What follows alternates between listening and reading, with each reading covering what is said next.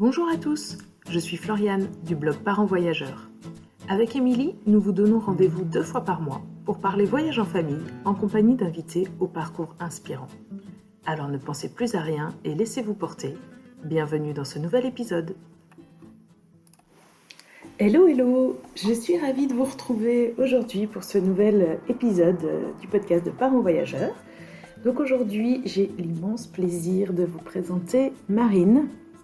Marine dirige une agence de voyage basée en Tanzanie qui s'appelle Endala Travel. Et donc, elle nous emmène au Kenya, en Tanzanie, avec son petit Jules, avec qui elle a déjà voyagé là-bas 2 fois, alors qu'il avait 6 mois et 9 mois. Marine nous explique un petit peu les craintes qu'elle avait avant de partir au Kenya et en Tanzanie avec son tout petit bébé. Comment elle a levé ses craintes, comment se sont passés les voyages. Et puis elle nous emmène à la découverte un petit peu d'une culture que moi je ne connais pas du tout. Elle nous emmène dans des villages de brousse et nous donne un petit peu quelques tuyaux aussi pour profiter de safari avec nos enfants, avec des bébés, mais aussi avec des plus grands. Donc c'est un super épisode qui allie un peu le côté pratique d'un voyage avec un nourrisson et puis la découverte de 2 pays magnifiques. Je vous laisse avec Marine et je vous souhaite une très belle écoute. Bonjour Marine, je suis très heureuse de t'accueillir aujourd'hui sur le podcast de Parents Voyageurs. Tu nous as envoyé un petit mail il y a quelques semaines parce que tu voudrais partager un peu ton expérience de maman voyageuse avec un bébé en Afrique. Et donc, c'est un sujet, c'est vrai, qui n'est pas souvent abordé, à la fois le voyage avec un tout petit, même si on a fait un podcast là, il n'y a pas longtemps du tout, avec Adeline qui a voyagé en Polynésie avec son bébé de 2 mois. Et du coup, tu vas pouvoir compléter le témoignage. Et là, je pense que la destination africaine, donc je pense Kenya et Tanzanie principalement, c'est quand même quelque chose de tout à fait différent. Donc voilà, tu vas nous parler de tout ça. Est-ce que tu peux commencer, comme d'habitude, par te présenter, toi, ta famille, etc. Bien sûr. Du coup, je m'appelle Marine, j'ai 29 ans. Je suis mariée à Émilien, donc mon chéri, depuis 5 ans. Et ensemble, on a un bébé qui s'appelle Jules et qui a un petit peu plus d'1 an maintenant. Et au niveau professionnel, du coup, je dirige une agence de voyage en Afrique de l'Est, donc au Kenya et en Tanzanie. Et on organise des safaris et surtout des séjours en immersion chez l'habitant, donc dans des villages de brousse notamment. Et on fait des voyages équitables et solidaires, donc dont le but est vraiment de maximiser les retombées positives économiques, environnementales, etc. pour les populations. Ok, c'est assez passionnant, je trouve, et c'est assez rare. Enfin, c'est pas une agence de voyage classique, c'est à la fois très spécialisé et engagé. Comment a commencé cette aventure? D'ailleurs, tu peux dire le nom de ton agence, hein. Je mettrai aussi les liens vers tes activités dans les notes de l'épisode. Donc, n'hésite pas. D'accord. Alors, l'agence s'appelle Endala. C'est le nom d'un village en Tanzanie. Et donc, c'est une sacrée histoire de comment je suis arrivée là-dedans. À la base, en fait, je travaillais en marketing dans une grande entreprise. Donc, je faisais quelque chose qui n'avait rien à voir avec le monde du tourisme. Ouais. Et donc, j'ai commencé en fait à travailler comme ça. Et assez rapidement, je me suis rendu compte que j'étais pas très épanouie dans ce que je faisais. Ça correspondait pas vraiment à mes valeurs et à ce que j'aimais faire. Et donc, j'avais un peu une envie de changement, mais je ne savais pas quoi faire. C'était difficile de quitter mon travail. Enfin, bon, voilà, hein. Quelque chose d'assez classique. Je pense qu'il y a beaucoup de gens qui sont confrontés à ce genre de questionnement dans leur travail. Oui, tout Et à il se fait. trouve, Je peux en voilà. témoigner. Et donc, il se trouve qu'en parallèle, donc, comme je disais tout à l'heure, on s'est mariés il y a 5 ans avec Émilien et on a décidé de partir en voyage de noces en Tanzanie. Moi, j'avais toujours un gros attrait pour l'Afrique et je me disais que c'était l'occasion de faire un safari puisque c'est des voyages qui sont quand même assez chers. Et je me disais, voilà, le voyage de noces, ça peut être une super occasion de faire ça. Et donc, j'ai cherché une agence pour faire justement quelque chose d'un peu différent. Donc, on avait envie de faire des safaris, mais aussi de dormir chez l'habitant, dans des endroits où il n'y avait pas de tourisme. On avait envie d'avoir un voyage de noces qui soit assez engagé, de vraiment pouvoir aider financièrement les populations là-bas. Et donc, j'avais cherché sur Internet et à l'époque, j'avais trouvé cette agence donc, qui s'appelle Endala. qui était donc une toute petite agence locale fondée, dirigée par un Tanzanien. Et donc, on est parti en voyage avec eux. Et donc, c'est une agence assez particulière puisque donc, ils organisent des voyages. Et puis, il y a aussi à côté une ONG qui a été créée par le fondateur pour financer des projets dans différents villages du pays. Et donc, on est parti, on a adoré, on a eu un énorme coup de cœur pour les gens, pour les paysages, pour la culture. Donc, voilà, vraiment gros, gros coup de foudre avec ce pays. Et du coup, quand on est rentré, moi, j'ai recontacté le directeur de l'agence pour lui proposer de l'aider pour la partie ONG, en fait, pour l'aider à récolter de l'argent pour les projets. Voilà, vu que je travaillais en marketing, c'était un peu ce que je faisais.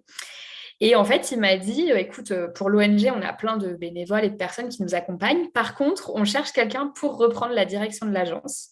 Et comme toi, tu as un profil aussi un peu, voilà, tu viens quand même du monde commercial, on va dire, ben, ça pourrait correspondre. Et du coup, voilà, c'est comme ça que ça a commencé. D'accord. Mais c'était Et une agence qui avait déjà une antenne en France ou uniquement en non, Tanzanie? non, du coup, c'était une agence 100% tanzanienne, qui l'est toujours d'ailleurs. Donc maintenant, on a créé un bureau en France où je suis toute seule, mais qui permet voilà, que moi, je puisse avoir mon statut, on va dire, vraiment en France.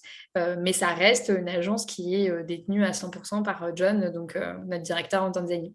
D'accord. Et donc, j'ai été formée pendant 1 an et après, j'ai quitté mon travail voilà, pour faire ça à temps plein. Ok, bon, bah, génial, une super aventure. Ouais. Et alors, du coup, comment ça se passe? Est-ce que tu es amené à aller souvent là-bas? Enfin, oui, à la fois, je me dis peut-être que comme c'est une région que tu aimes, peut-être que tu es retourné avec Emilien, peut-être juste en mode touriste, enfin, vacances, etc. Mais sinon, dans le cadre de ton travail, tu dois y aller souvent? Oui, j'y vais assez souvent puisque du coup, ben, je supervise toutes les équipes là-bas et puis je gère l'agence vraiment en intégralité. Donc, on va dire qu'avant le Covid, j'y étais à peu près 2, 3 fois par an. Ouais. Alors, moi, j'y vais sur des petites périodes. Dans l'idéal, j'aimerais bien y vivre plusieurs mois, mais comme mon mari travaille en France, on ne peut pas s'expatrier là-bas. Donc, du coup, j'y vais sur des petites périodes. Après, il y a eu le Covid où, du coup, j'ai été enceinte et puis j'ai accouché, donc on n'y est pas allé pendant un petit moment. Et là, voilà, je commence du coup à reprendre un peu le rythme, on va dire, des 2, 3 voyages par an. Ok. Et alors, donc tu nous l'as dit, donc tu as eu un bébé il y a un petit peu plus d'1 an qui s'appelle Jules. Euh, donc, je suppose que tu l'emmènes, tu l'as déjà emmené, comment ça se passe? Oui, bah c'est ça, c'était le gros questionnement. Moi, ça faisait longtemps en fait que je voulais un bébé, mon chéri aussi. Et moi, je lui disais, mais comment je vais faire pour le travail? Je peux pas aller là-bas en étant enceinte parce que au-delà du fait de voyager enceinte, qui me gênait pas tellement, c'est qu'il y a des risques sanitaires quand même au Kenya et en Tanzanie qui sont assez importants. Donc, je voulais pas y aller enceinte. Après, je me disais, avec un petit bébé, comment on va faire? Bon, bref, on Mm. repoussait un peu le projet bébé, on va dire. Et puis après, le Covid est arrivé et on s'est dit, bon, là, a priori, les voyages, c'est foutu pour un petit moment, donc on se lance. Donc c'est pour ça que voilà, je suis tombée enceinte là et puis on a eu le petit. Et après, ben, très vite, voilà, il a eu quelques mois. Je me projetais pas du tout au début pour partir avec lui. Et ensuite, ben, pour le travail, en fait, simplement, j'ai dû repartir. Et j'avais deux solutions. C'était soit je le laissais ici, ce qui me paraissait impossible en tant que maman. Si petit, je me voyais pas partir 2 semaines au bout du monde sans lui. Soit je l'amenais. Et du coup, on a décidé de l'amener. Donc, il est parti avec nous la première fois quand il avait 6 mois, du coup, en Tanzanie. Ok, donc vraiment encore un tout petit bébé. Émilien t'accompagne toujours quand tu y vas ou parfois tu y vas seule? Alors, quand on n'avait pas d'enfant, j'y allais seule parfois. Maintenant qu'il y a Jules, il m'accompagne tout le temps. D'accord. Parce que ben, c'est difficile de travailler déjà. Ben, je pense que tout le monde l'a expérimenté avec le Covid, de travailler en ayant un bébé à côté, c'est compliqué. Et en plus, au bout du monde, c'est encore plus compliqué. Donc, on part tout le Ouais. temps ensemble. Ok, bon, bah, chouette. Alors, justement, c'est un peu, on arrive au cœur du sujet de cet épisode de podcast. C'est vraiment enfin, qu'est-ce que ça veut dire voyager en Afrique avec un bébé? Donc, à quoi est-ce qu'il faut faire attention? Quelles étaient vos peurs? Est-ce que le fait que ça soit en Afrique, ça ajoute des complications ou est-ce que vous aviez des questions un peu standards de juste voyager avec un bébé, prendre l'avion avec un bébé, etc. Est-ce que tu peux nous dire un petit peu tout ce qui se passait dans votre tête avant Oui. d'envisager le premier voyage? Oui, alors nous, on n'avait pas du tout de crainte par rapport à la logistique, au fait de prendre l'avion avec un bébé, même sur du long courrier.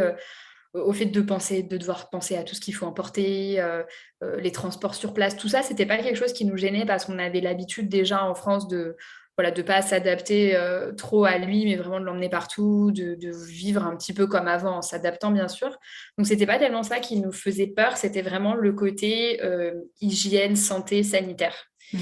Qui, alors là, je peux pas parler pour toute l'Afrique parce que je connais pas partout, mais c'est pour l'Afrique de l'Est, en tout cas, c'est quand même un vrai sujet. Il y a pas mal de maladies qui sont des maladies graves qui peuvent être transmises comme le paludisme, la dengue, ce genre de maladies. Et puis, il y a aussi juste les petits problèmes du quotidien avec un bébé qui peuvent être pas graves, les gastro, les angines, etc. Mais là-bas, il n'y a pas de très bonne structure médicale qui font qu'en cas de souci, on se dit ben, comment je fais en termes de prise en charge. Et donc, nous, c'était vraiment ça qui nous faisait peur. Et donc, on en avait parlé à un médecin qui était spécialiste des maladies tropicales, qui est le genre de médecin qu'on voit avant de partir en général en voyage à l'étranger, voilà, qui nous conseille, qui m'avait dit mon Dieu, mais vous êtes folle, il faut surtout pas faire ça. Et je suis ressortie de là, j'y étais allée avec le petit et j'ai appelé Emilien, je lui ai dit écoute, en fait, on part pas, on est complètement fou, on va le tuer, il faut surtout pas partir. Donc en fait, elle m'a fait super peur. Et après, on a vu d'autres médecins, donc notamment ma sage-femme qui m'avait suivie pour la grossesse et l'accouchement, qui a elle-même vécu en Afrique pendant assez longtemps. Elle était sage-femme dans des dispensaires de brousse, donc elle connaît très bien l'Afrique rurale. Et puis notre médecin généraliste aussi, qui, elles, ont été beaucoup plus modérées, on va dire, nuancées. Et qui nous ont du coup bien accompagnés et bien préparés sur cette partie-là, parce que nous, c'était vraiment ça qui nous faisait peur, c'était l'aspect santé, comment on fait pour le paludisme, comment on fait pour s'il se passe quelque chose, qu'il est malade et qu'on n'a pas de structure médicale à proximité. Donc je pense que c'est pas forcément qu'en Afrique de l'Est, mais je pense que c'est propre à certains pays dans le monde qui ont voilà, des maladies assez particulières et qui ont aussi des systèmes de santé qui sont pas extrêmement performants, quoi. Ouais. Et alors, du coup, comment vous vous êtes préparé? Comment on fait pour gérer le paludisme ou la dengue quand on part Enfin, déjà, alors moi, je ne sais pas, j'ai jamais voyagé dans ce genre de région où il y avait un risque de paludisme ou de dengue ou d'autres choses. Du coup, même pour les adultes, je ne sais pas trop quoi. Donc, comment ça se passe? Alors, ben, il y a plusieurs choses auxquelles il faut faire attention. Il y a toutes les maladies qui se transmettent par les moustiques, donc pour lesquelles il faut être bien protégé au niveau des vêtements, mettre des répulsifs, ce genre de choses. Voire parfois, pour le paludisme, prendre un traitement préventif. Et après, il y a tout ce qui est dans l'alimentation ou dans l'eau qui peut être contaminée. Donc, nous, pour le petit, pour tout ce qui était eau, alimentation, au début, on n'avait pas trop le souci parce que moi, je l'allaitais. Donc, je savais que de toute façon, il ne prendrait que ça et qu'il n'y avait pas de risque qu'il prenne quelque chose de contaminé. Après, quand on est retourné au Kenya, il commençait à manger. Donc, on avait amené des petits pots pour éviter, comme on était très souvent en brousse assez loin, on n'avait pas accès à des magasins. Donc, on avait amené ses propres petits pots de France, ce qui est lourd dans la valise, mais au moins qui assure que voilà, tout est stérile, il n'y a pas de souci d'éventuelle contamination. L'eau, on n'utilisait que de l'eau en bouteille. Et on faisait très attention quand on le lavait, parce que ça, c'est assez compliqué. On le lavait soit dans des bassines, soit sous la douche, mais il faut faire très attention qu'ils ne mettent pas les mains à la bouche ou qu'ils ne boivent pas d'eau, parce que ça peut être de l'eau contaminée. Donc ça, on faisait vachement attention. Je me rappelle, la toute première fois, on a voulu le laver avec de l'eau minérale en bouteille, parce qu'on avait super peur. En fait, c'était beaucoup trop compliqué. Donc après, on a arrêté, mais du coup, on fait assez attention à ça quand on est sous la douche. Ça, c'est pour l'alimentation. Et puis après, pour tout ce qui est les autres maladies, donc évidemment, on le couvre le plus possible pour le protéger des moustiques. Mais en tout cas, les premières fois qu'on y est allé, il avait 6 mois et c'est interdit de leur mettre des répulsifs tropicaux. Ça n'existe pas. C'est ça, c'est ce que j'allais te demander. Est-ce que ça existe des produits pour les Non, bébés? les répulsifs, il y a des petits répulsifs qu'on peut utiliser en France pour les petits, mais qui ne sont pas suffisamment puissants pour les zones tropicales. Donc, en fait, on n'avait pas de répulsif à lui mettre. Donc, on le protégeait vraiment avec les vêtements, on le faisait dormir sous moustiquaire, avec nous dans le lit. Et après, pour le paludisme, normalement, on ne donne pas de traitement officiellement avant 6 ans aux enfants, enfin de traitement préventif. Mais nous, les médecins nous avaient quand même conseillé de lui donner. Donc, il fallait microdoser en fait la Malaronne, qui est le médicament qui est prescrit le plus souvent. Et en fait, on a essayé de lui donner, sauf que comme il était uniquement allaité, c'était un médicament qui était hyper fort en termes de goût. On a essayé de lui donner dans une seringue, il crachait tout, et du coup, on n'a jamais réussi à lui donner en fait. Donc, au final, on faisait vraiment la protection mécanique, quoi, avec les vêtements et les moustiquaires, on faisait le plus attention possible. Et même pas un petit répulsif léger, parce que je me souviens quand même, quand on était allé, je pense que c'était en Argentine, moi, mon fils, il avait à peine 2 ans, il avait pas encore 2 ans, et il nous avait donné à la pharmacie un anti-moustique, bon, c'était moins fort, mais quand même quelque chose qui était adapté. Alors après, peut-être comme il était proche de 2 ans, peut-être que déjà c'était quelque chose un peu différent.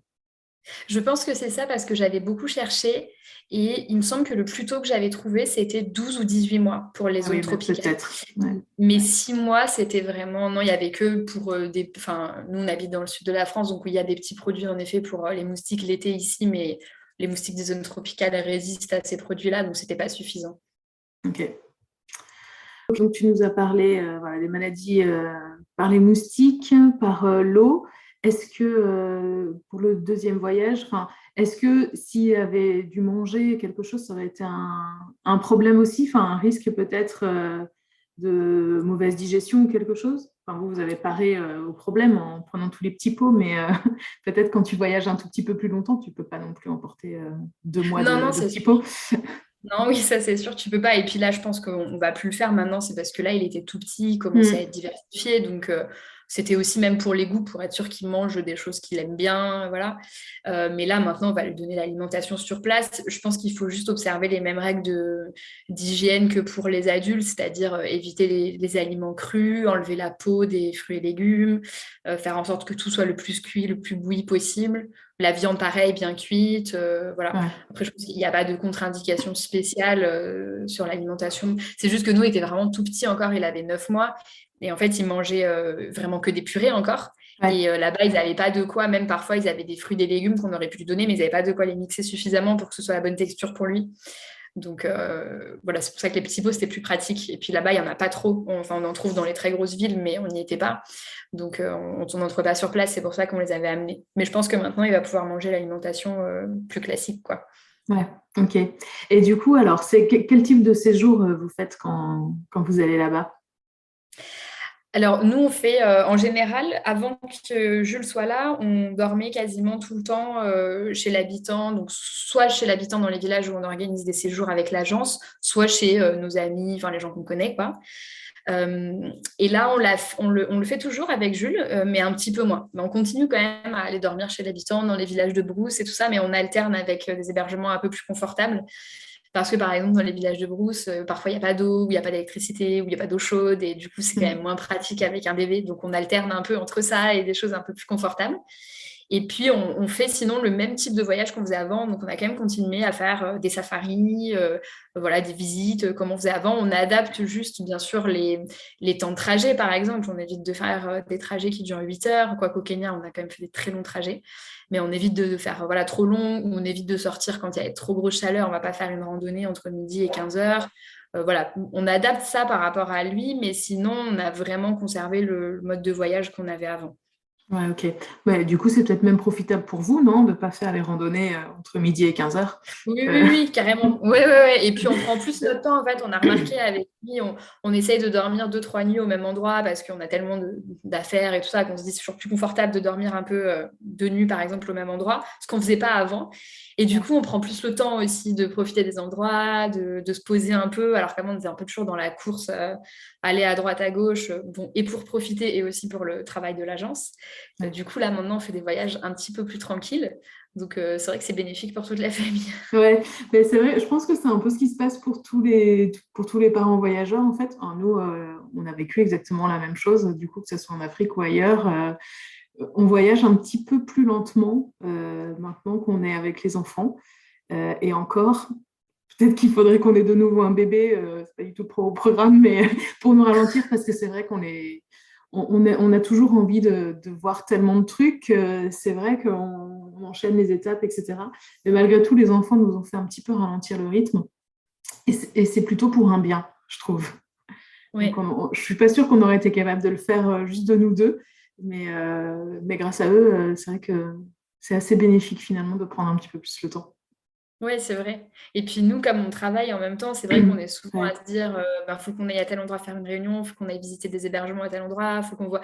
Et donc on était vraiment tout le temps épuisés en voyage. Je trouve qu'au final, on est moins fatigués maintenant qu'on part avec Mm. Jules, contrairement à ce qu'on pourrait penser alors Oui, qu'il est tout petit, il paradoxalement, faut beaucoup ouais. d'attention. Voilà, on est moins fatigués en voyage maintenant que, que ce qu'on était avant, quoi. Et du coup, Emilien t'aide quand vous êtes sur place, il t'aide aussi d'un point de vue professionnel? Oui, oui, oui, il m'aide aussi. Il est aussi assez impliqué dans l'agence, puisque comme c'est voilà, ce projet, il est né un peu de notre voyage de noces, de notre coup de cœur à tous les deux pour le pays. C'est un peu notre projet de vie quand même à tous les deux. Donc il est aussi très impliqué. Et puis d'un point de vue familial, ça nous tient à cœur que nos enfants aussi découvrent vraiment ce pays, qu'ils grandissent en partie là-bas. Donc voilà, du coup, on va dire un peu de manière familiale, on est un peu tous très impliqués dans le projet, quoi. Ouais, ouais, c'est C'est chouette. pas juste mon travail. Ouais, ouais. Et comment c'est quand tu dis on loge chez l'habitant? Donc, je te le disais juste avant qu'on commence l'enregistrement, mais donc moi, je ne connais pas l'Afrique. Je pense que j'ai beaucoup de clichés et d'idées reçues sur les pays africains. D'ailleurs, je vais dire l'Afrique, alors qu'il il y a sans doute beaucoup de différences entre les pays d'Afrique de l'Est, les pays d'Afrique du Sud, d'Afrique centrale, enfin, beaucoup de nuances et de différences, évidemment, que je ne connais pas du tout. Donc, je mets un peu tout le monde dans le même panier et j'en suis vraiment désolée, mais du coup, comment c'est quand on loge chez l'habitant? Donc moi, j'imagine des petits villages, peut-être des cases, pas forcément des villes ou des trucs, des lieux hyper organisés comme on connaît chez nous, quoi. Donc, est-ce que tu peux nous raconter un peu ce que ça veut dire et comment ça se passe hein, chez l'habitant? Oui, bah, comme tu dis si très bien, moi je peux parler de l'Afrique de l'Est que je connais. Après, dans les autres endroits, je ne connais pas forcément, donc c'est sûrement différent. Mais en tout cas, au Kenya et en Tanzanie, on peut dormir par exemple chez l'habitant dans les villes, qui sont au final des hébergements assez confortables et assez similaires à ce qu'on peut connaître chez nous. Alors, il va y avoir forcément plus d'aléas au niveau de l'électricité, de l'eau, parce qu'il n'y a pas toujours de l'eau courante ou d'électricité courante, ce genre de choses, mais ça reste assez confortable. Et après, il y a les villages de brousse, donc vraiment les personnes qui habitent dans les zones rurales. Et là, en effet, c'est pas du tout la même chose en termes de confort. Donc, il peut y avoir, et même nous, dans ce qu'on organise à l'agence, et du coup, c'est aussi comme ça que nous, on le vit quand on part en voyage, il va y avoir des hébergements chez l'habitant vraiment dans les mêmes conditions que les locaux, ce qui peut être vraiment parfois très rudimentaire. Dormir dans des cases en terre, en effet, où il n'y a pas d'eau, pas d'électricité, pas de porte. Enfin, c'est une espèce de juste une case avec une seule pièce et tout le monde dort dedans. C'est aussi la cuisine, donc il y a les odeurs du feu, c'est assez étouffant, il n'y a pas de fenêtre, donc c'est tout noir, c'est tout sombre, c'est tout humide. Donc on dort sur des pots de vache par terre ou sur des espèces de petits lits, donc ça peut être vraiment très rudimentaire comme ça. D'ailleurs, il y en a des voyageurs qui ont fait ce type d'expérience et qui m'ont dit on s'est cru dans Rendez-vous en terre inconnue. C'est un peu Ouais. ça, hein. Et après, il y a aussi parfois des villages où, avec les villageois, on a construit des hébergements qui sont un peu améliorés par rapport à leur niveau de vie et qui permettent d'accueillir davantage de voyageurs, en tout cas des gens qui ne sont pas forcément prêts à aller dans les conditions que je décrivais juste avant, mais qui ont quand même envie d'expérimenter, de dormir dans un village, de découvrir un peu le quotidien des gens. Et donc là, c'est plus des petites chambres donc, qui sont construites en dur, enfin vraiment en briques, avec une petite salle de bain, les toilettes, la douche, un lit avec une moustiquaire. Ça reste rudimentaire, par exemple, il n'y a pas d'eau chaude. L'eau, en général, dans la douche, c'est plutôt un filet d'eau. C'est pas Ouais. l'endroit où tu vas te laver les cheveux, par exemple, parce qu'il n'y a pas un gros débit. Mais voilà, en tout cas, il y a le minimum de confort pour passer une ou deux nuits pour des gens qui n'ont pas envie non plus de vivre l'expérience un peu extrême dans les Ouais. villages, quoi. Et est-ce que, du coup, vous partagez un peu le quotidien des locaux, des gens qui habitent dans ces villages de brousse, ou est-ce que ça sert juste pour la nuit et puis après, vous allez la journée faire une visite, je ne sais pas moi, faire un tour, voir des animaux ou quelque chose et vous êtes séparés du village? Non, l'idée, c'est vraiment de partager justement le quotidien des familles qui accueillent. Donc, en fait, vraiment le quotidien un peu le simple de ce qui se passe dans la vie rurale en Tanzanie, au Kenya, c'est-à-dire aller chercher parfois de la nourriture au marché, s'occuper du bétail, préparer le repas, aller chercher de l'eau. Souvent, ils n'ont pas d'eau courante dans les maisons, donc on va chercher de l'eau dans les différents puits du village. Euh, voilà, c'est ce genre de choses. Et du coup, c'est ça aussi qu'on aime bien partager avec Jules. Alors, il est encore petit, mais comme ça, il voit le matin, on va traire les vaches pour avoir le lait, pour faire le petit-déj. C'est pas comme en France où on ouvre le frigo et il y a le lait à l'intérieur dans la Et bouteille. une brique Là, de il n'y a lait. pas de frigo. Voilà, là, il n'y a pas le frigo, donc on va traire les vaches le matin, on va égorger le poulet pour le repas du midi. Ouais. Ouais, on participe un peu voilà, à la vie comme ça. Et pour les enfants, c'est super chouette parce que du coup, ils découvrent vraiment notre mode de vie, quoi. Ouais, j'imagine. Et eux, du coup, les locaux, je sais pas quel genre d'échange ils ont avec vous. Enfin, ils vous présentent des choses, mais est-ce que du coup, ils sont aussi curieux de votre vie, de ce petit enfant qui est blanc et qui ne doivent pas forcément en voir très souvent non plus. Des fois, Ouais. enfin, ça crée, je sais pas, un peu des situations comme ça où c'est étrange, quoi. Oui, bah, c'est vrai que pour eux, c'est une super opportunité de partager avec des étrangers parce que, en tout cas, dans les villages où nous on va, c'est des villages qui sont assez pauvres, assez reculés en Tanzanie. Et c'est des gens qui souvent sont jamais trop sortis, bon alors évidemment de leur pays, mais même parfois de leur région, voire de leur village, parce qu'ils ont leur famille là, ils travaillent là, ils vont à l'école là. Et donc, ils n'ont pas trop cette ouverture. Ils ont pas, bien sûr, ils n'ont pas de télé, ils n'ont pas de Mm. smartphone, donc ils n'ont pas d'ouverture au monde comme on a nous. Et du coup, pour eux, c'est l'opportunité en fait de aussi partager avec des gens et d'avoir un peu le bout du monde entre guillemets qui vient jusqu'à eux. Et donc, ils sont en effet super curieux de plein de choses, des fois du matériel qu'on a. Comme moi, j'ai l'appareil photo, j'ai souvent le Polaroid avec moi, ça les fait beaucoup rire.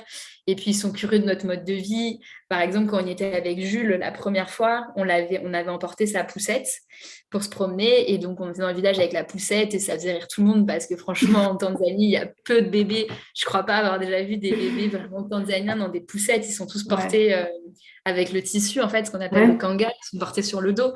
Et donc, ça les fait marrer. Et ils étaient tous là à dire, ah, il y a une voiture de bébé, il y a une voiture de bébé. Ça les faisait rire, quoi. Donc, ouais, et puis c'est vrai qu'ils n'ont pas l'habitude de voir des enfants aussi petits, enfin des étrangers en tout cas aussi petits, Mm. parce que souvent les voyageurs, ils partent en Tanzanie, au Kenya avec des enfants de plus petits, 2 ans, 3 ans par exemple, donc des tout petits nourrissons comme ça, ils n'ont pas trop l'habitude, donc c'est un peu la mascotte quoi quand on va là-bas. Ouais, ouais, ça m'étonne pas. Enfin, nous, on avait un peu ressenti ça quand on a voyagé au Japon et avec nos deux enfants, donc ils avaient 3 ans et demi et le tout petit allait juste fêter ses 1 an. Et en fait, ils étaient blonds, les deux. Et au Japon, bon, forcément, les blonds, ça court pas les rues. Et très clairement, c'était la mascotte. À chaque fois, ils étaient la mascotte dans le wagon du train, enfin partout, quoi, dans la visite au temple. Tout le monde voulait les toucher, toucher leurs cheveux. C'était vraiment surtout les cheveux, quoi. Et les Ouais. gens essayaient de leur parler. Donc forcément, au Japon, il y avait une petite barrière de la langue. Hein, mais bon, c'est vrai que les enfants sont très vite les mascottes comme ça quand ils sont Ouais. évidemment différents, quoi. Il y a une tellement grande différence physique, ils deviennent très vite la mascotte et c'est assez drôle, quoi. Ouais. Et c'est vrai que pour moi, c'était surprenant au début parce qu'en plus, ils ont une relation aux enfants qui est très différente de la nôtre. Et notamment, ils sont vraiment dans cette construction collective des enfants. Donc, tout le monde est un peu responsable de l'éducation et du bien-être des enfants de tout le monde. C'est pas comme Mm. chez nous où chacun s'occupe de ses enfants, quoi. Et du coup, moi, j'étais assez surprise parce qu'au début, on était des fois dans des villages et une fois, je me rappelle, on attendait sur le bord d'une route que quelqu'un vienne nous récupérer et j'avais Jules dans les bras et il y a deux dames qui arrivent que je connaissais absolument pas, que j'avais jamais vu de ma vie et qui me le prennent sans me demander, qui me disent même pas bonjour, qui me l'arrachent des bras et qui le prennent dans leurs bras et qui commencent à lui faire des petites papouilles, à rigoler, à jouer avec lui. Parce que là-bas, c'est normal en fait de faire ça, de prendre un bébé. En fait, elle voulait juste me soulager parce que je le portais dans les bras. Et moi, sur le coup, j'étais choquée. Je me suis dit, mais elles m'ont pas demandé la permission. Et puis en plus, elles le tripotent. Qu'est-ce qu'elles font? Et ça, c'est toujours hyper surprenant au début. Et puis en fait, après, bon, évidemment, je me suis habituée. Et au contraire, maintenant, je trouve ça bien parce que je me dis aussi pour Jules, lui, ça le construit aussi dans son caractère et dans le fait que maintenant, il n'a pas du tout peur d'aller avec des gens qu'il ne connaît pas, qui sont physiquement différents de nous. Parce que je pense que du coup, depuis tout petit, il a un peu pris cette habitude et il Ouais, c'est sent que nous, sûr. on n'est pas inquiet de le laisser à des gens différents. Et voilà, du coup, je suis contente de voir qu'il n'a pas cette méfiance envers les autres que peuvent avoir certains enfants. Alors, bon, peut-être que c'est pas le voyage qui a fait ça, hein, peut-être qu'il aurait été comme ça quoi qu'il arrive, mais en tout cas, moi, j'ai l'impression que ça l'a aidé pour ça. Ouais, ça a très certainement participé quand même. Peut-être que forcément, il est peut-être pas trop craintif de base, mais le fait d'être très tôt et régulièrement confronté à ce genre de situation, c'est sûr que ça s'imprègne, enfin, ça s'imprime dans son caractère. Bon, pour moi, ça me semble Ouais. une évidence, quoi. Tu nous as parlé tout à l'heure de safari. Alors, moi, c'est vraiment un truc que j'adorerais faire, un safari. Mais je me pose quand même pas mal de questions avec les enfants. Je me dis, voilà, passer tout ce temps dans une voiture à regarder des animaux que peut-être on ne verra pas, peut-être oui, on ne sait pas. Comment ça se passe des safaris avec des enfants? Comment ça se passe? Hein, du coup, je pense que tu peux nous raconter plusieurs choses, ta propre expérience avec Jules, qui est très petit, et puis après aussi dans les voyages que tu organises pour d'autres familles qui ont des enfants un petit peu plus grands. Ouais. Ben, donc, au niveau des safaris, en fait, en effet, on est en 4x4 dans des parcs donc, pour observer les animaux. Et c'est vrai que c'est souvent une inquiétude des parents de se dire comment je vais tenir les 2, les 3, les 4 enfants dans la voiture toute la journée. C'est un peu ça. Voilà, surtout si en effet on voit pas énormément d'animaux. Donc, bon, en Tanzanie et au Kenya, on a la chance d'avoir une faune sauvage qui est quand même extrêmement dense. Donc, dans tous les cas, je dis toujours aux voyageurs, vous verrez des animaux. Lesquels et combien, je peux pas vous dire, mais vous en verrez, c'est sûr. Après, c'est une question d'adapter en fait le programme aux enfants. Donc, en effet, on va éviter d'aller dans des parcs qui sont trop éloignés, par exemple, où il faut faire déjà 4 ou 5 heures de route juste pour arriver dans le parc.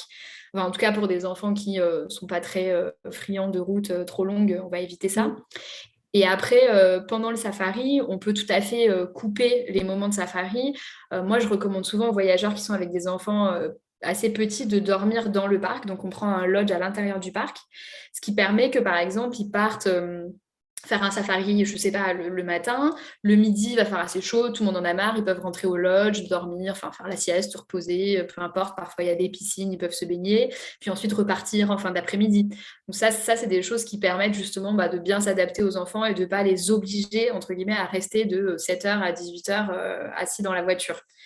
Donc, on peut faire ça. Et puis après, on peut aussi alterner justement entre des journées qui vont être peut-être un peu plus exigeantes en safari, dans la voiture, et puis des journées qui vont être un peu plus adaptées pour eux. Ou par exemple, on va être dans un village, on va faire un atelier pour fabriquer des bijoux en perles traditionnelles. Voilà, des choses où ils vont se sentir un peu plus dans la participation et où pour eux, Mm. ça va être moins long, par exemple. Ouais, ok. Et nous, c'est ce qu'on fait aussi avec Jules. On adapte les temps de trajet. On dort souvent dans les parcs ou à proximité pour pouvoir faire des allers-retours faciles à l'hébergement. Et puis, quand on voit qu'il en a marre, enfin, le but, c'est pas non plus de le dégoûter ou qu'il garde des mauvais souvenirs ancrés en lui de ça. Donc, après, on se repose simplement et puis on alterne. Par exemple, des fois, moi, je reste au lodge avec Jules et Emilien part faire un safari ou l'inverse. Voilà, on essaye de s'adapter. Le dernier voyage qu'on a fait au Kenya, il a été assez malade pendant qu'on était en safari. D'ailleurs, on a dû écourter le voyage. Et du coup, on faisait ça. Moi, je le gardais, Emilien faisait le safari. Et puis après, on inversait pour pas le mettre dans la voiture parce qu'il faisait que vomir. Oh là là, le pauvre. Ouais, là, c'était galère. Et oui, c'est vrai que quand tu parles de temps de route, en plus, enfin bon, c'est pas de l'autoroute. Est-ce que c'est à chaque fois de la piste ou Non, enfin, pas que. Il y a des routes qui sont goudronnées. Donc ça, c'est assez agréable. Enfin, c'est pas désagréable en tout cas. mhm. Et après, en effet, il y a beaucoup de pistes. Dès qu'on sort des routes principales, c'est très vite des pistes en terre. Et donc c'est vrai que c'est un peu ça qui est compliqué, c'est que c'est assez inconfortable. D'ailleurs, c'était quelque chose qui m'inquiétait un peu avec Jules avant de partir. C'était les secousses dans la voiture parce que ça secoue Ouais. beaucoup quand même dans un 4x4. Et sur ça, les médecins m'avaient assez rassurée en me disant c'est pas vraiment ça le problème parce qu'ils sont assez mous en fait à cet âge. Donc, c'est pas, enfin, les chocs, tout ça, c'est pas tellement gênant. Bon, bien sûr, il faut faire attention de ne pas faire de gros coups, mais les secousses, en tout cas, les vibrations de la voiture sont pas vraiment un problème. Mais c'est vrai que par contre, oui, c'est assez inconfortable les trajets. Nous, au début, on le mettait dans le siège auto, qui est d'ailleurs un concept assez méconnu là-bas. Mais j'allais te poser la question justement. Ouais, on l'avait mis enfin, on avait emporté sa coque en fait de poussette, donc on le mettait là-dedans. Et très vite, on s'est rendu compte sur les routes principales goudronnées, ça allait, c'est comme en France. Par contre, quand on était sur les pistes en safari, ça secouait tellement déjà que le siège auto il tenait pas en place et que Jules il se cognait de tous les côtés. Donc en fait, après, on le prenait dans nos bras pour pouvoir nous amortir les chocs en fait de la voiture, quoi. Ouais, ok. Et enfin, c'est comme ça qu'ils font là-bas? Là-bas, ils n'ont pas de siège auto et ils prennent toujours les bébés sur eux, même sur les trajets classiques, ouais. Ouais, ok. Bon, ça, du coup, D'ailleurs, ouais, c'était assez drôle quand j'avais ramené le siège auto parce que moi, je leur avais dit, bah, on l'attache avec une ceinture. Bon, il n'y a pas toujours de ceinture d'ailleurs dans les voitures. Euh, et du coup, je leur avais dit, est-ce que vous pouvez regarder si en termes de taille, mon siège auto passera parce que c'est pas tout à fait les mêmes standards de véhicule.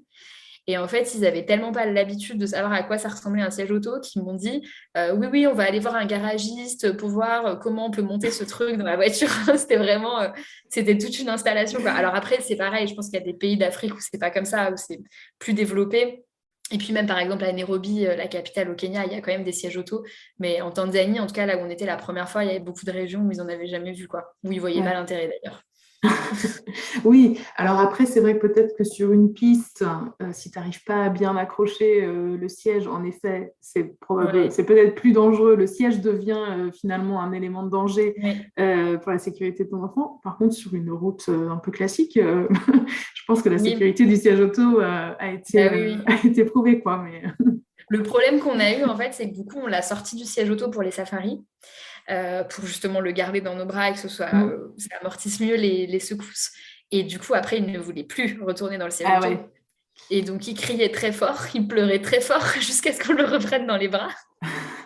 Donc après, c'était compliqué. Et d'ailleurs, quand on rentrait en France, les deux fois où on est parti, à chaque fois, il a remis c'est un bébé qui n'a pas de problème en voiture, on fait des très longs trajets, il pleure jamais. Et par contre, à chaque fois qu'on est rentré de voyage, il a mis une semaine, 10 jours à se réadapter au siège Ouais. auto, à pleurer parce qu'il voulait pas rester dedans, il se débattait pour sortir, quoi. Ouais. Ben, en fait, c'est quand même beaucoup mieux dans les bras de papa ou maman. Bah, je Donc, pense. on peut le comprendre, hein, mais... Je pense. Et au-delà du siège octo, du coup, quel genre de matériel de périculture vous prenez en voyage avec lui? Alors, on prend le moins possible pour pas être trop chargé pour le voyage. Mais vraiment dans les... Bon, il y a évidemment tout ce qui est ses vêtements, de quoi le changer, sa Mm. nourriture quand on emporte. Alors, moi, il était allaité, donc on n'emportait pas de lait en poudre, mais j'en avais quand même pris une boîte. Je m'étais dit au cas où j'ai un souci avec l'allaitement ou une infection ou n'importe quoi, j'avais quand même pris de quoi lui donner un biberon. Après, on prend son siège auto, du coup, qu'on Mm. utilise aussi parfois dans l'avion. Quand les compagnies sont sympas, on peut le mettre sur un siège à côté de nous pour pas l'avoir sur nous. Ça, c'est sympa. Et qu'on Ouais. utilise du coup sur place. On a emporté, alors si j'ai acheté un truc super pratique pour les parents qui voyagent, c'est que comme le Kenya et la Tanzanie sont des destinations qui n'ont pas l'habitude d'avoir des voyageurs avec des bébés en bas âge, ils ont très peu de matériel de puériculture dans les hôtels, par exemple. Ils ne sont pas habitués. Et du coup, il n'y avait jamais de chaise haute, enfin, ou juste de chaises en fait sécurisées quoi, pour l'asseoir pendant que nous, on mangeait. Donc, le premier voyage, on l'avait tout le temps sur nous en train de manger, donc ce qui n'est pas du tout pratique.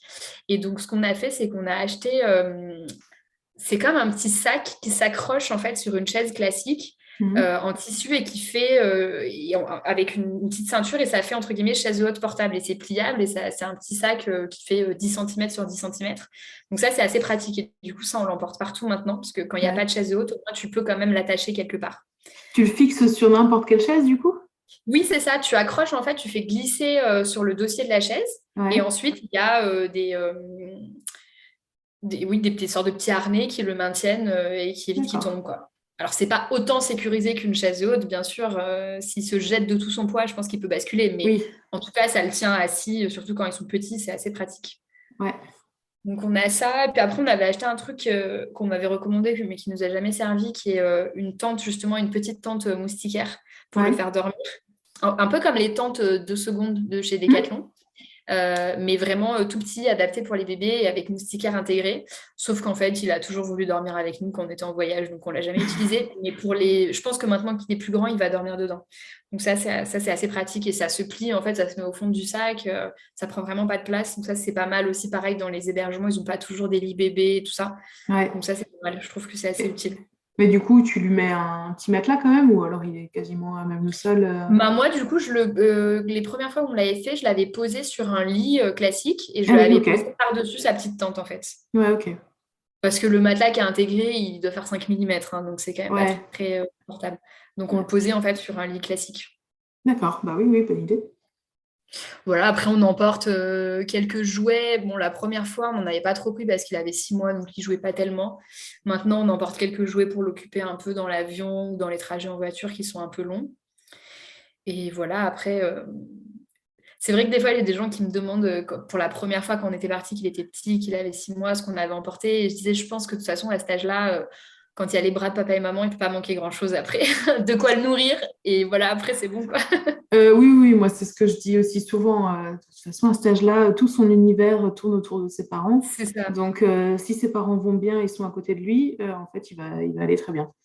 C'est Donc, ça. En plus, comme je l'allaitais, je trouvais ça extrêmement pratique mm, parce que j'avais rien à penser en termes de ouais. est-ce que ça va être chaud, est-ce qu'on va avoir quelque chose pour faire chauffer, pour laver les biberons et tout ça. Et c'était toujours chaud, toujours prêt. Donc en fait, tant que j'étais là, il y avait de quoi manger, de quoi dormir, c'était bon quoi. Ouais, ouais. Et tu nous as rien dit pour le portage. Donc, si tu nous as parlé donc, de la petite voiture pour bébé que vous Oui, aviez apportée. Sinon, peut-être un porte-bébé, non? Ou une écharpe ou quelque chose. oui, oui. La première fois, on avait pris la poussette, mais en fait, on s'en est quasiment pas servi. Donc, la deuxième fois, on l'a pas ramené. Et moi, j'ai un porte-bébé que j'utilise. J'avais essayé l'écharpe, mais je n'arrive pas bien à le Ouais. mettre dedans. Donc, du coup, on a toujours notre porte-bébé avec nous. J'ai essayé d'apprendre à le porter comme les Tanzaniennes, ils m'ont montré Oui, plein c'est de ce que fois. j'allais te demander. Ouais. Ouais, mais non, j'ai pas.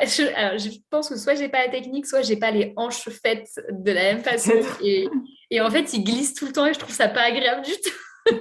Et lui s'énervait aussi, donc en fait, j'ai pas réussi à le porter comme ça. Du coup, je le mets dans le porte-bébé classique, quoi. Ouais, bah, ou sinon, peut-être tu pourras essayer quand il sera un petit peu plus grand, qu'il se tiendra peut-être un petit peu mieux et s'il prend un petit peu plus de place dans ton dos, il glissera peut-être un petit peu moins. Et, Ouais, ouais, il faut que je réessaie parce que ça a l'air tellement confortable comme elles le mettent. mm. Et elles les ont tout le temps sur le dos et ouais, ça a l'air vraiment super pratique, super confortable. Mais je Et pense que moi, c'est un petit coup de main à prendre aussi, non? Parce que quand tu disais, toi, tu n'arrives pas trop avec l'écharpe. Donc moi, quand ils étaient bébés, j'avais une écharpe de portage. Alors au début, laisse tomber, j'avais rien compris, j'étais tout emmêlée. Je me dis, mais en fait, il n'y a pas de place pour le bébé là-dedans. Donc l'écharpe tient bien, mais il n'y a pas de place pour le bébé. Bon, après, une fois que tu as pris le coup de main, c'est bon. Et en fait, c'est une écharpe que je pouvais mettre devant, sur le côté ou dans le dos. dans le Et dos, en ouais. fait, dans le dos, il y a un petit coup de main pour le jeter, quoi, un peu. Enfin, tu vois, il faut l'accompagner jusque dans le dos pour qu'il se cale Ouais, bien. Et j'avais réussi quelques fois, mais bon, comme je le faisais pas tellement souvent, du coup, enfin, faut un peu s'entraîner. Et je crois que ça ressemblait pas mal quand même à la façon dont les Africaines portent leur bébé sur le dos. Et c'est vrai que c'est ouais. confortable. Mais Ouais, c'est confortable. Et puis, pour la maman, ça a l'air d'être confortable. Et pour le bébé, c'est hyper physiologique en plus comme ouais, position.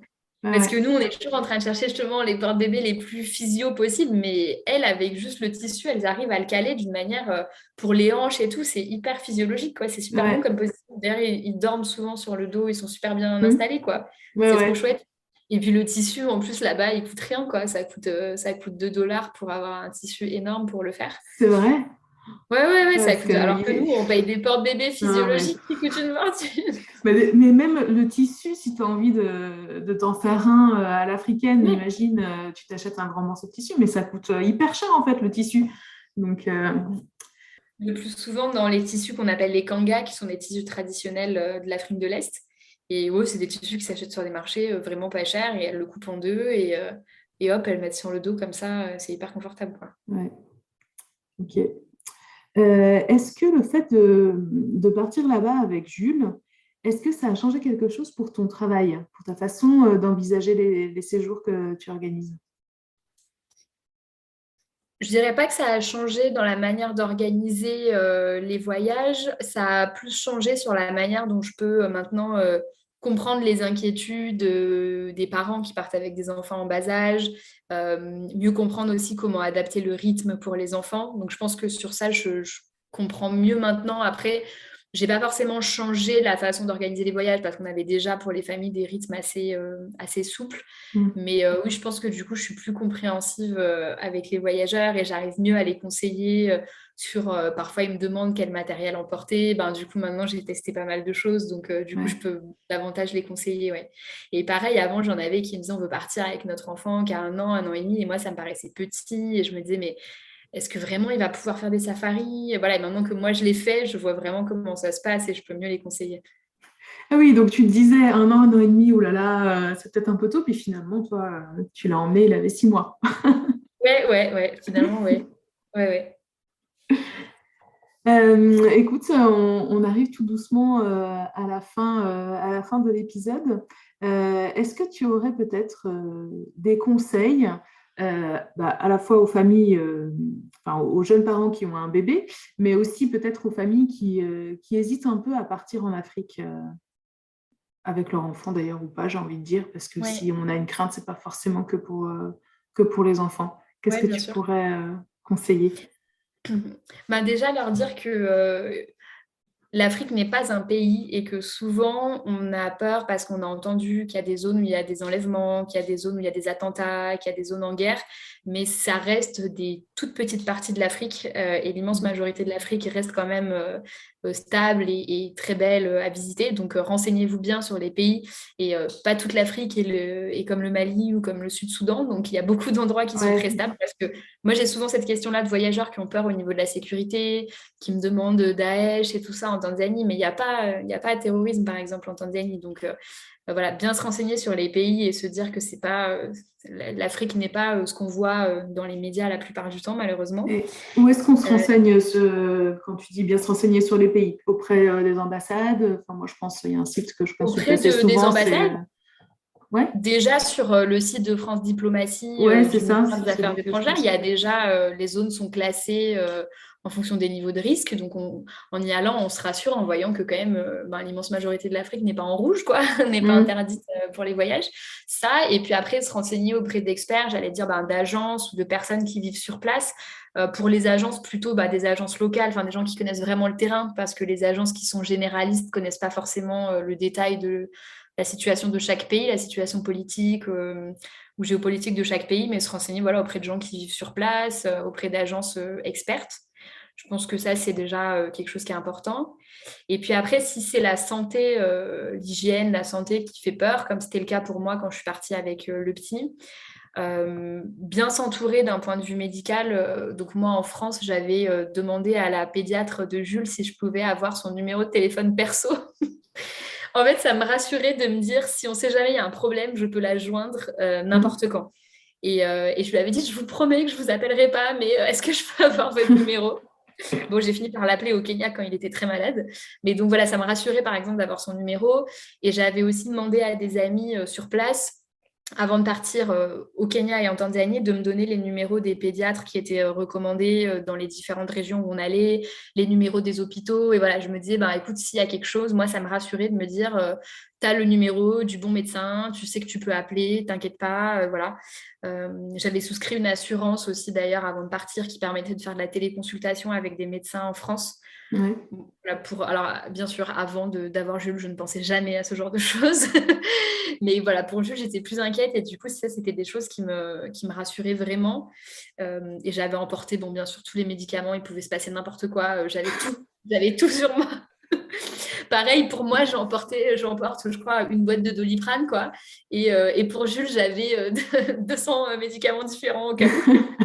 Voilà, en fait, juste se rassurer par rapport à ce qui nous angoisse et bien se préparer par rapport à ça. Ouais. Ouais, ça me semble tout à fait être des bons conseils. Bon, après, une boîte de Doliprane, tu sais, c'est pas autant que ça, hein. Ça me, Oui.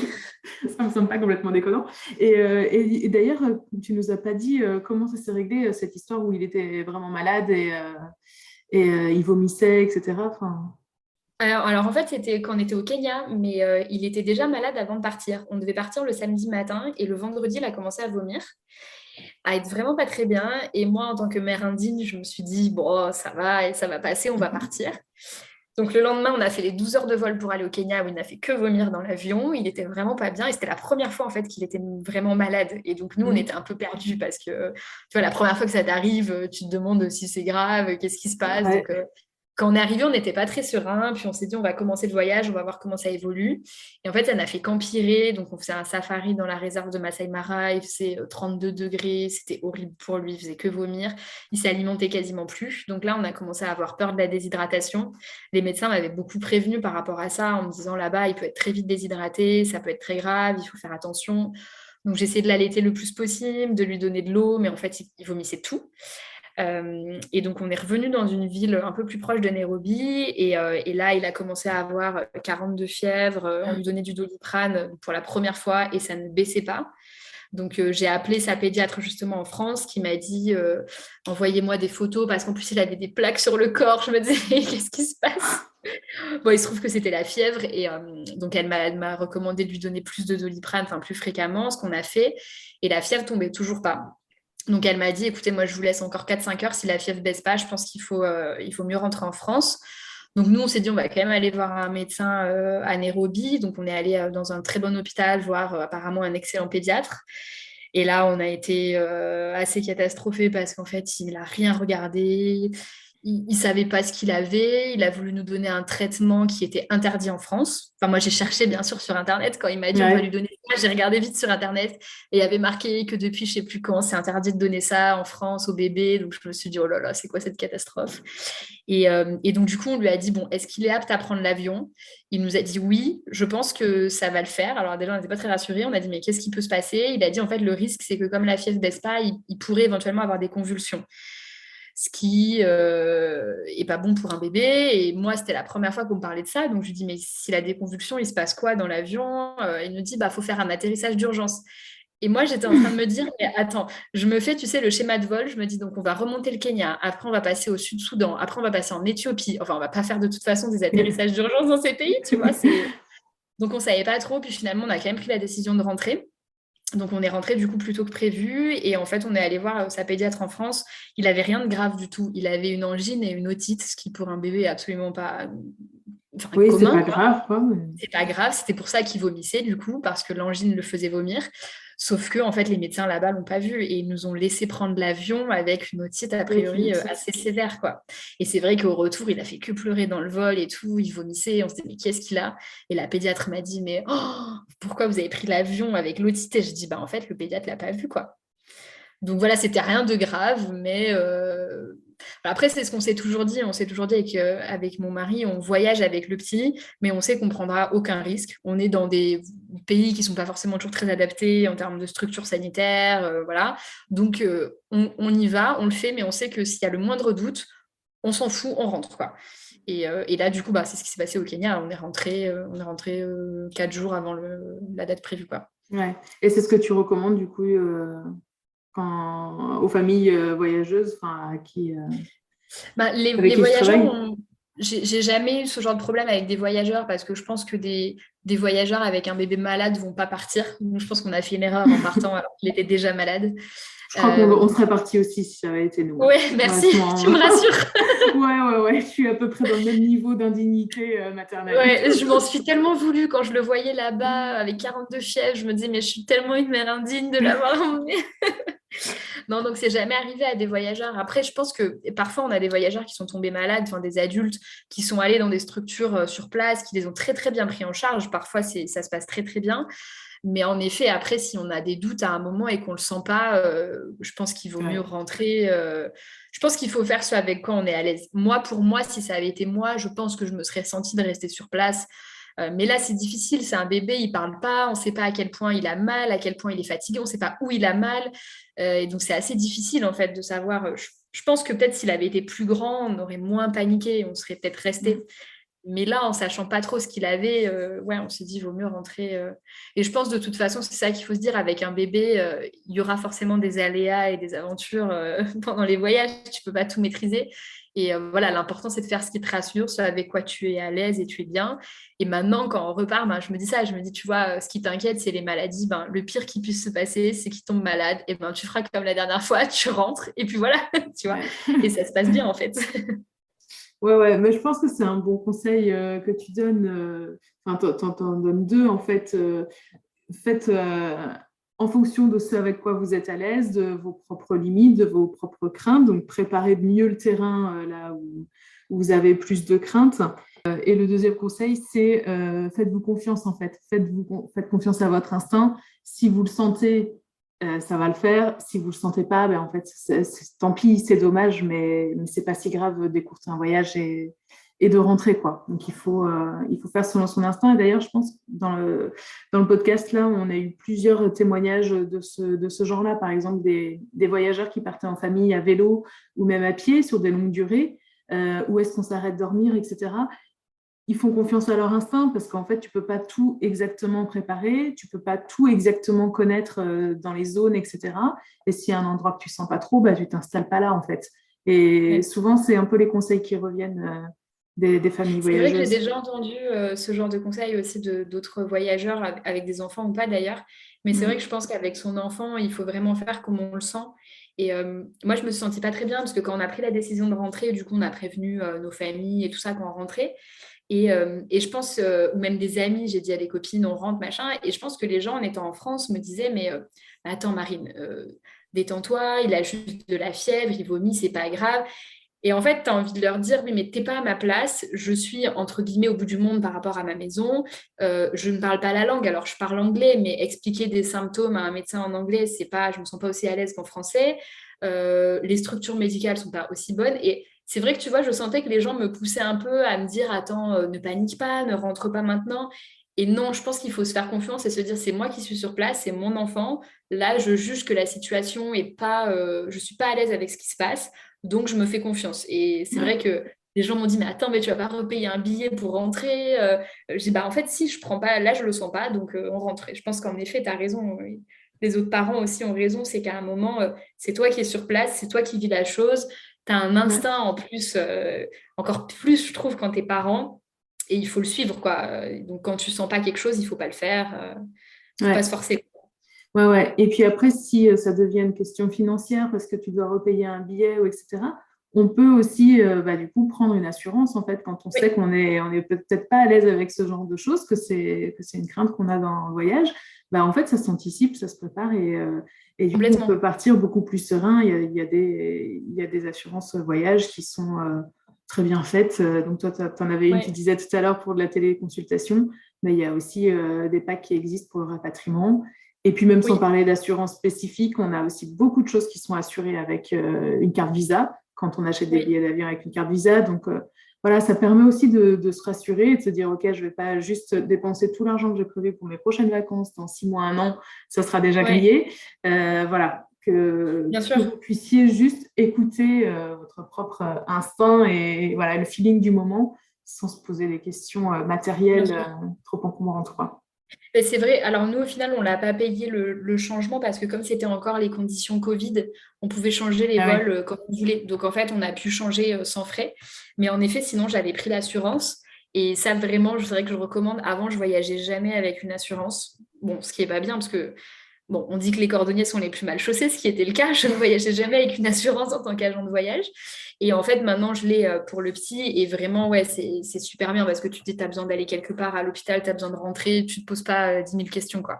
Donc ça, Ouais. c'est vrai. C'est vraiment un super conseil. Avec les enfants, encore plus, prenez des assurances de voyage, vraiment. Ouais, c'est ça. Bon, moi, je suis un peu encore dans la team on s'en fout, il va rien nous arriver. Mais en fait, notre fils a déjà été malade aux États-Unis et heureusement que ça s'est réglé en 24 heures parce que c'est pareil, il buvait rien, il mangeait rien, il vomissait tout. Et là, on s'est dit, bon, ben voilà, l'hôpital ou le médecin aux États-Unis, on va Ouais, douiller. Et bon, on n'en a pas eu besoin, mais voilà. Sinon, il nous était arrivé une petite aventure en Europe. Donc là, on était assuré avec notre ouais. sécurité sociale, pas française à l'époque, mais belge. Mais enfin bref. Donc c'est vrai que c'est quand même un bon conseil, même si je ne l'écoute pas moi-même, je ne l'applique pas moi-même très souvent. Honnêtement, quand on voyage avec des enfants, surtout si on a des craintes particulières par rapport à un voyage donné, par rapport à une destination, en fait, ça ne sert à rien de s'encombrer l'esprit avec ça. Il vaut mieux partir serein et voilà, et anticiper et prendre une assurance. Ouais, complètement. Est-ce que tu as envie d'ajouter quelque chose pour terminer cet épisode? Parce que là, c'est vrai qu'on a fini un peu sur une note potentiellement Ouais, catastrophe, pas super positive. pas super positive. Non, mais d'ailleurs, c'est pas une note négative. Enfin, moi, je le considère comme voilà, une aventure de voyage parmi les autres. Et enfin, voilà, c'est pas du tout négatif. Ça m'empêche pas de repartir avec lui sans aucun souci. Et justement, je pense qu'il faut arriver, quand on a des craintes sur le fait de voyager avec un bébé, que ce soit en Afrique de l'Est ou ailleurs, hein, d'ailleurs, il faut arriver à passer au-delà parce que moi, je trouve que c'est vraiment des expériences de vie qui sont incroyables à vivre avec les enfants.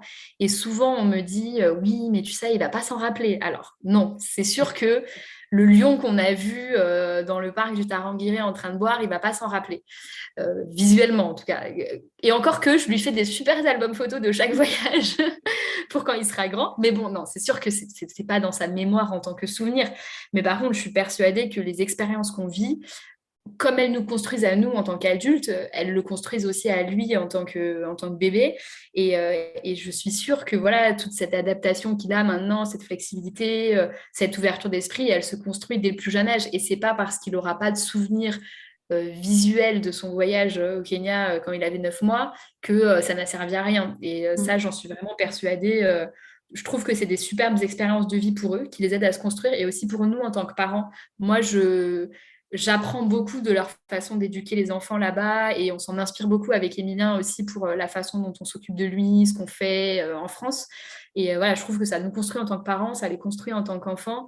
Et voilà, faut arriver à aller au-delà de ses peurs, trouver la destination qui nous convient, mais n'écoutez pas les gens qui vous disent mais ne va pas là-bas, il s'en rappellera pas.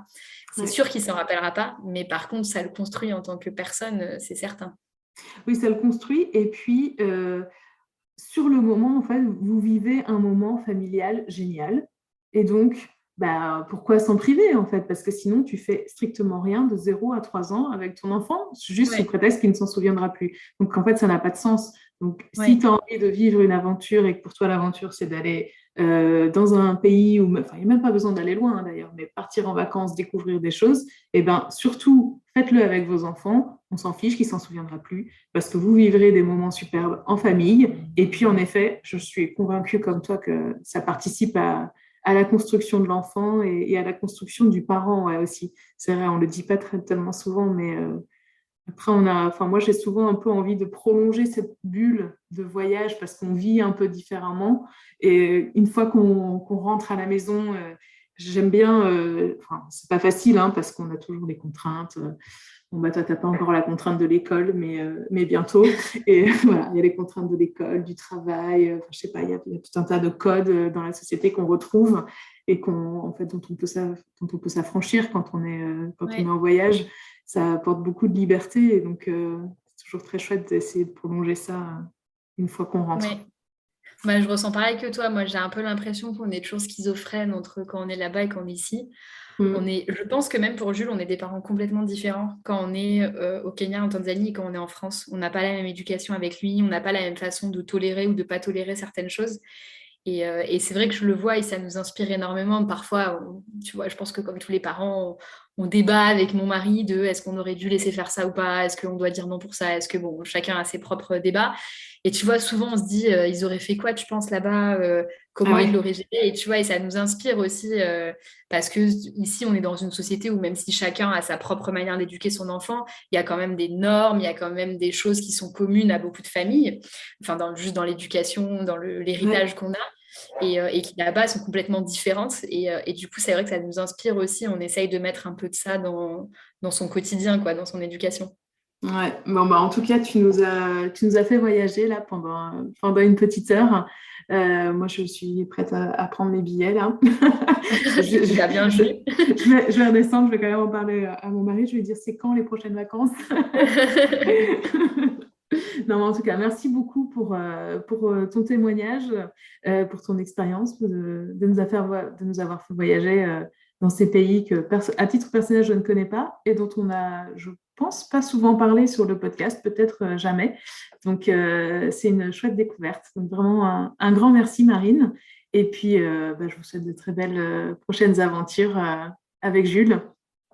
Avec grand plaisir. Ben, merci beaucoup. Et puis, pareil, je te souhaite plein de belles aventures en famille et aussi à tous ceux qui nous écoutent. Profitez bien avec vos bébés et vos enfants de voyager près de chez vous ou au bout du monde. Ouais, merci beaucoup. À bientôt. Merci. Encore un très très grand merci à Marine de nous avoir consacré un petit peu de temps pour témoigner de son expérience de voyage en Afrique de l'Est avec un nourrisson. J'espère que cet épisode vous a plu. Si c'est le cas, comme d'habitude, je vous invite à le partager sur les réseaux, dans la vraie vie, où vous voulez, mettre 5 étoiles, des commentaires sur vos plateformes d'écoute. Et puis bien sûr, si le cœur vous en dit, à nous soutenir avec quelques euros sur la plateforme Tipeee. Un grand merci à vous tous et à très bientôt.